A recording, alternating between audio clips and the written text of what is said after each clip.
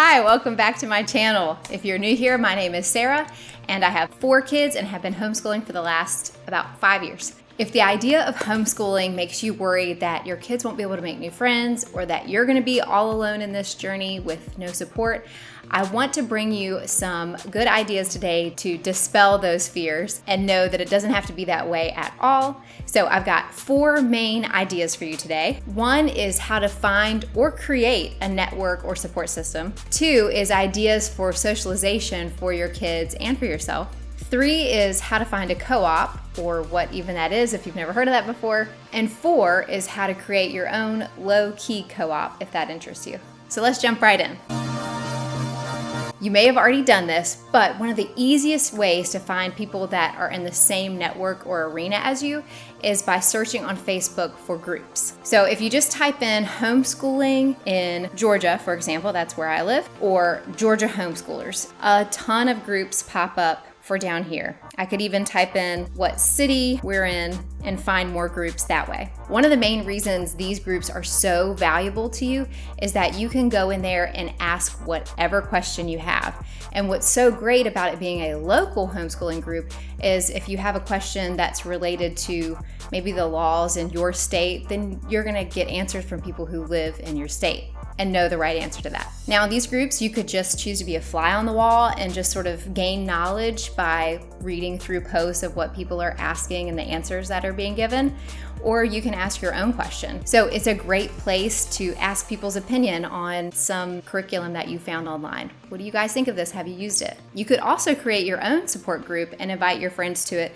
and allow them to invite other local friends to it. And that way you have a much smaller, more intimate setting where you guys can ask questions, offer advice, vent maybe. It's just a great place to have another friend that's going through the same things that you're going through. Okay, number 2. One of the biggest things that people are concerned about with doing homeschooling is the lack of socialization compared to going to school, right? Well, homeschoolers do not have to lack in that area, but the hard part is that now it's up to you as the parent to create those opportunities or jump on those opportunities. Now, you may already have other ways for your kids to socialize, like going to church, being part of sports teams, or there are plenty of kids in your neighborhood maybe, but right now it's August 10th, 2020. If those things haven't opened back up around you yet, then we need to get a little bit more creative. So here are some ideas for you. So in those Facebook groups, I've seen where parents will get on there and say, hey, I've got kids these ages, who would like to meet up at the park? And that's a great way to get kids of similar ages together and meet other homeschool parents and have other friends for your kids to play with. In the homeschool Facebook groups, people will also post things like field trips, which I know right now we're also probably limited to the things that we can do. But there are plenty of other things like hiking, walking trails, bring your bike to the park day. I saw someone post that they're gonna be hosting a field day and they limited each event to just 10 kids and they've got several dates that are up there. That's a really cool idea. So things like that are still great ways for your kids to play together. You might have asked yourself, what is a co-op?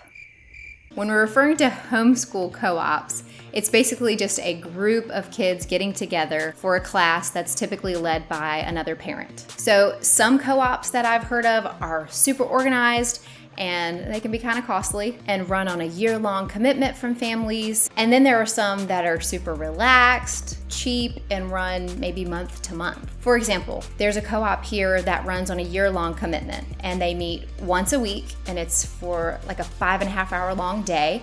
And they have classes all throughout that time. And then that co-op gives your child the homework that they need to work on the rest of the week.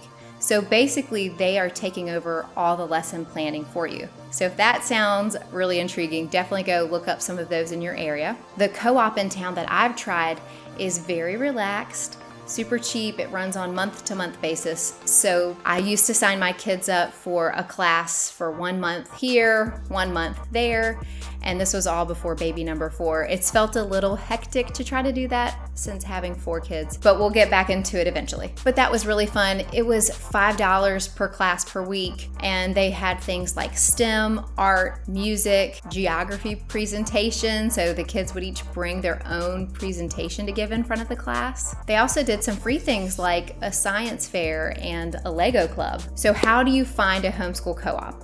So again, Facebook is going to be a great resource for that. You can Google this, but some co-ops won't have a website and they just have a Facebook page or Facebook group. So just go on Facebook and Google your city plus homeschool co-op and see what comes up. In our area, we have a bunch. Number 4. What if you don't have a co-op in your area, but this really intrigues you to have a way to get together with other families or have someone else teach your child a subject that you don't really have the expertise or the interest to teach? Another option is to create your own Lowkey co-op. I actually did this for a season before baby number 4. Me and some homeschool mom friends got together at my old church's building, and I would teach a 30-minute music class. My other friend would teach a 30-minute music class. And then our other friend would actually keep the babies and toddlers in a separate room so that it wouldn't be so hectic while we were trying to teach the older kids. And we invited maybe 7 other families to this, and we usually ended up with about 4 to 6 families, including our own. So like a max of 10 kids in the class and 4 babies and toddlers in the other room. And then we would all bring a bagged lunch and could have a picnic, play on the playground outside afterwards. And that was super fun. I really enjoyed it. My kids super enjoyed it. A chance to get together with their friends and have someone else teach them for a little bit. So getting a network of people through these homeschooling Facebook groups is such a great way to build that community, build that network and connections, and be able to get involved with these things or put together your own. So hopefully I've sparked some ideas on how you can build your own support system and get in playtime with other kids and other moms. I think this is going to be a great fall, and I'm excited for you guys. Talk to you next time.